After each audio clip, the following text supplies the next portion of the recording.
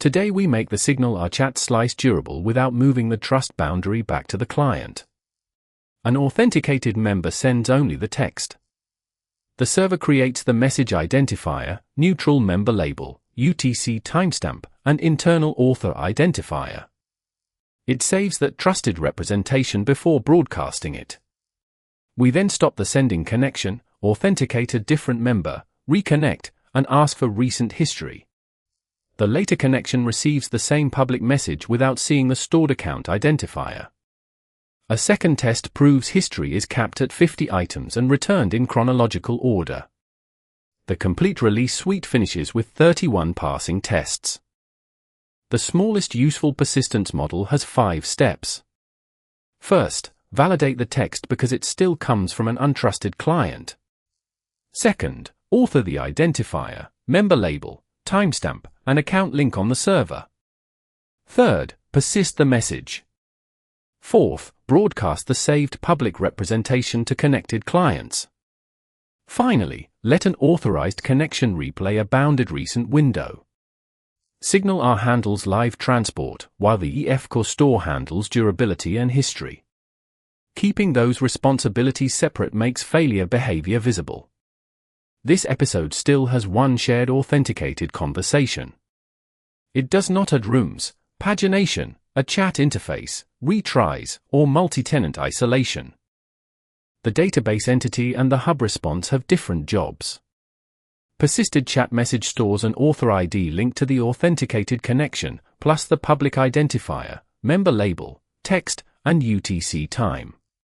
That internal account link can support future moderation or ownership rules, but it must not leak into the chat payload. The existing chat message record remains the public contract and contains only ID, sender label, text, and sent time. A mapping method creates that safe response. We also keep the neutral member label instead of exposing an email address or claiming a display name feature that does not exist. Persistence should add trusted context, not broaden disclosure. FeatureLab DB context maps chat messages with a GID primary key and required fields.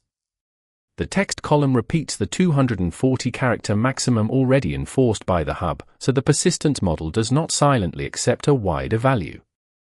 Author ID allows the database to retain trusted ownership context, while sender stores the safe label that clients may see.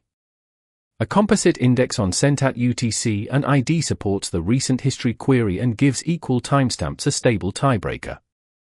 The generated add chat messages migration creates the table and index. A disposable database test applies every migration, then EF reports no pending model changes. iChat message store gives the hub 2 focused operations, add 1 trusted message and list recent public messages. FChat message store translates the server-authored chat message plus the authenticated author identifier into a persisted chat message and calls save changes async. The client never calls this store and never supplies the author ID.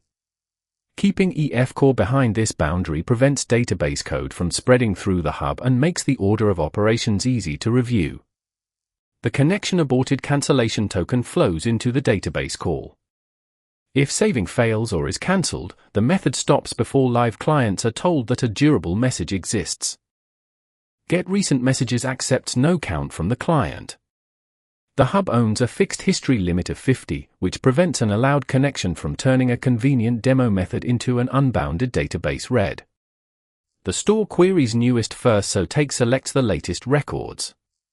After EF materializes that small array, reverse changes it into the oldest to newest order a chat view expects. As no tracking avoids change tracking overhead for read-only history. A stable secondary sort by ID handles messages with the same timestamp. This is a deliberately small window, not pagination. A later feature can introduce a tested cursor without weakening today's safe default. Send message still accepts only 1 string. After the existing trim and length checks, the hub reads context.user identifier from the authenticated connection. Missing identity produces a short authored hub exception rather than storing an ownerless record.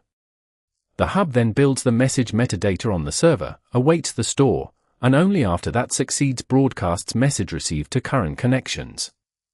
The author ID is passed into persistence but not into the public chat message. The authorized getRecentMessages method delegates to the same store with the fixed limit. Because authorize protects the hub, anonymous callers cannot negotiate a connection or invoke either method. The Reconnect integration test registers a sender and keeps both its access token and database user identifier inside the test. It opens a real hub connection, sends unique text, and captures the live chat message. A scope DB context then finds the stored row by message ID and proves its author ID matches the authenticated sender, while toMessage reproduces the exact public value. The sending connection stops. A different authenticated connection starts and invokes getRecentMessages. Its history contains the same ID, label, text, and time. A separate store test inserts 52 ordered messages and proves only the newest 50 return, from oldest to newest. 3 shortcuts are tempting here. Broadcasting before save changes can create a ghost message, connected clients display it, the database write fails, and reconnecting clients never recover it. Returning every row may work with 10 messages, then becomes a growing memory and database problem. Finally, the public contract uses date-time offset, but SQLite cannot translate ordering by that type. The entity therefore stores a UTC date-time, the query orders it on the server, and the mapper restores a zero-offset date-time offset for clients. SQL Server supports more date types, but keeping the UTC storage rule explicit makes provider behavior predictable in this teaching application. We kept the chat input narrow, derived the account identifier from the authenticated connection, stored trusted metadata through an EF core boundary, and broadcast only after the save completed. GetRecentMessages exposes an authorized, fixed-size history window in chronological order while the internal author ID stays out of the public contract. Integration tests prove live and replayed values match after reconnect, the stored owner matches the sender, and history remains capped at 50. Restore, release build, migrations, formatting, vulnerability checks, and all 31 tests pass. Episode 9 moves slow work away from request paths and into a reliable background job, with failure and retry behavior made explicit.